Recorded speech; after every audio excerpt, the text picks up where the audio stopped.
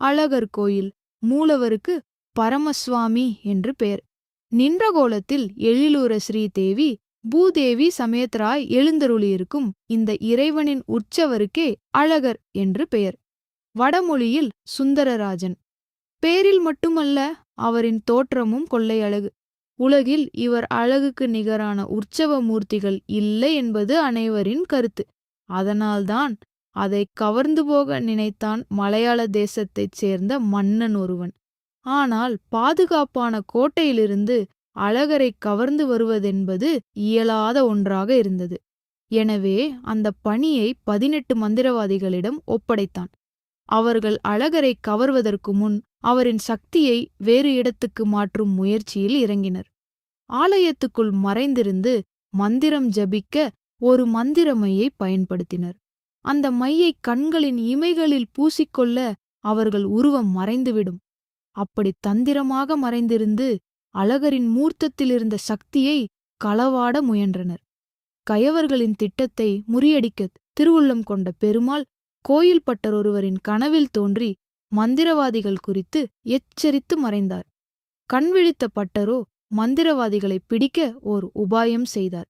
மறுநாள் காலை நிவேதனத்துக்கு வழக்கமாகச் செய்யும் பொங்கலில் அளவுக்கு அதிகமாக மிளகு சேர்த்து ஆலயம் முழுவதும் உருட்டி வைத்தார்.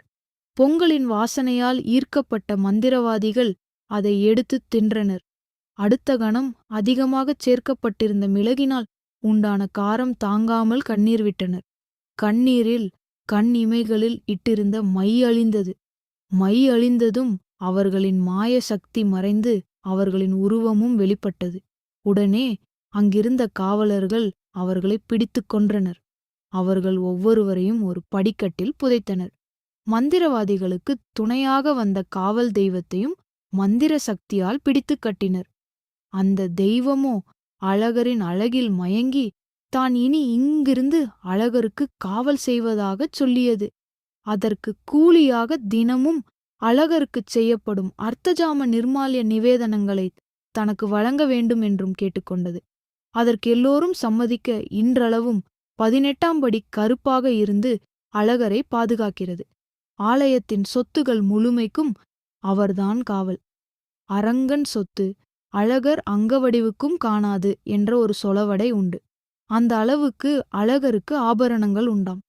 திருவிழாவுக்காக அழகர் வெளியே செல்லும்போது 18ஆம் படி கருப்பனிடம் அவர் என்னென்ன நகைகள் அணிந்து செல்கிறார் என்று பட்டியல் வாசித்துக் காண்பித்துச் செல்ல வேண்டும். அதே போல திரும்பும்போதும் அதே நகைகள் வந்திருக்கின்றனவா என்பதையும் உறுதி செய்தே உள்ளே செல்ல வேண்டும். இன்றும் ஆலயம் மூடியதும் சாவியை 18ஆம் படி கருப்பின் சந்நிதியில் கொண்டு வந்து வைக்கும் வழக்கம் உள்ளது. 18ஆம் படியின் வாசலாக இருக்கும் கருப்பனுக்கென்று உருவம் இங்கு இல்லை. பெரும் கதவே கருப்பனின் வடிவாக வணங்கப்படுகிறது.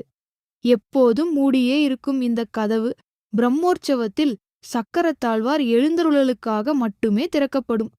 மூடியிருக்கும் கதவுக்கே இங்கு பூஜைகள் நடைபெறுகின்றன.